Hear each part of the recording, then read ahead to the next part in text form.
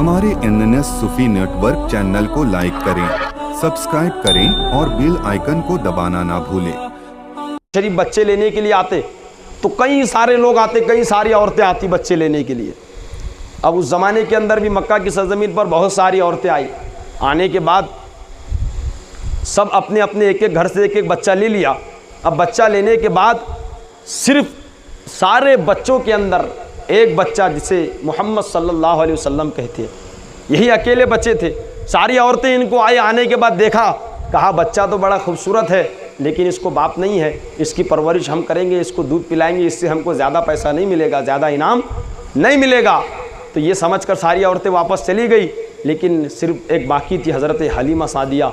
हलीमा सादिया जिस वक्त मक्का की सरजमीन पर कदम रखा, हलीमा सादिया से हज़रत अब्दुल मुत्तलिब ने कहा, हलीमा देख, मेरा अब्दुल्ला का बेटा यतीम है, उसकी परवरिश करने के बाद ज़्यादा तो तुझे मैं कुछ नहीं दे पाऊँगा।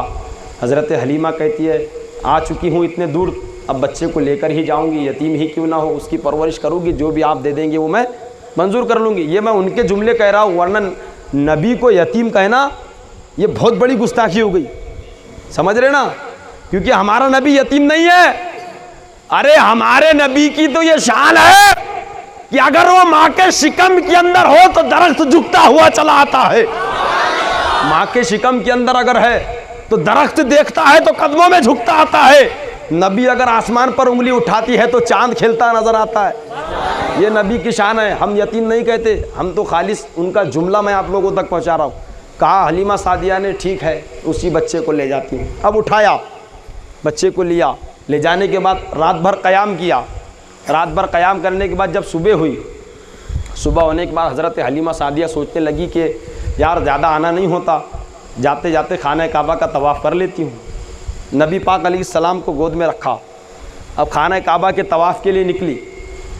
हज़रत हलीमा सादिया अपने ज़बान से बयान करती है, और उस वक्त तकरीबन ये यहूदी थी, लेकिन ये वाक़यात उन्होंने जब बयान किया जब ईमान ला चुकी थी। हलीमा सादिया ने नबी पाक अलैहिस्सलातो व तस्लीम को गोद में उठाया। गोद में उठाने के बाद खाना काबा के चक्कर लगाने लगी। अब बुलंद आवाज़ से सुभान अल्लाह कहे। हलीमा सादिया नबी पाक को गोद में लेकर खाना काबा के चक्कर लगाने लगी। हलीमा सादिया कहती है, कसम खुदा की, खाने काबा के जिस तरफ से मैं गोद में लेकर नबी पाक को गुजरती थी, खाने काबा की दीवार उसी जानिब झुकती चली जाती थी। जिस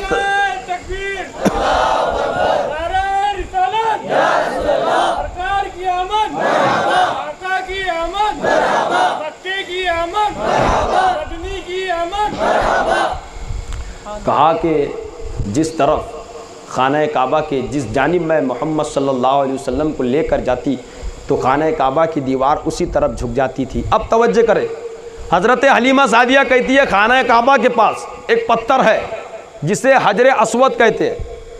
जो भी इसमें अगर तकरीबन हाजी साहब कोई होगा या होंगे तो वो जानते हैं कि खाना काबा के पास हजरे अस्वद को बोसा देते हैं, 12 लोगों को मौका मिल जाता है ना। तो ये वो पत्थर है जिसको मेरे नबी ने चूमा था, ये वो पत्थर है। हलीमा सादिया कहती है, खाना काबा के पास हजरे अस्वद था। मैंने सोचा कि खाना काबा का तवाफ़ तो हो गया, अब ज़रा हजरे अस्वद को जाकर चूम लूँ और इस बच्चे को भी चुमा दूँ। हलीमा सादिया को अभी पता नहीं था कि ये नबी होने वाले हैं। तवज्जो चाहता हूँ, किसी को पता नहीं था कि ये नबी होने वाले हैं। हलीमा सादिया ने गोद में लिया, तवाफ़ हो गया। तवाफ़ होने के बाद नबी पाक अलैहिस्सलातो व तस्लीम को गोद में रखा। गोद में रखने के बाद सोचा कि इनके चेहरे मुबारक को, इनके होठ को हजरे अस्वद के पास लेकर जाए। तो तारीख ने लिखा कि जब नबी के चेहरे मुबारक को हलीमा सादिया ने हजरे अस्वद के करीब किया, नबी के लब, नबी के होठ हजरे अस्वद को लगना बहुत दूर की बात है। जैसे नबी हजरे अस्वद के जानिब लपके, वो हजरे अस्वद नबी के होठों को चूमने के लिए निकल आया।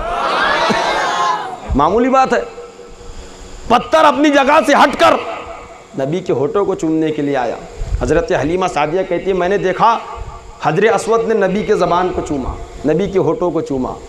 और वहीं पर एक पत्थर और भी है जिसको मकाम इब्राहिम कहते हैं।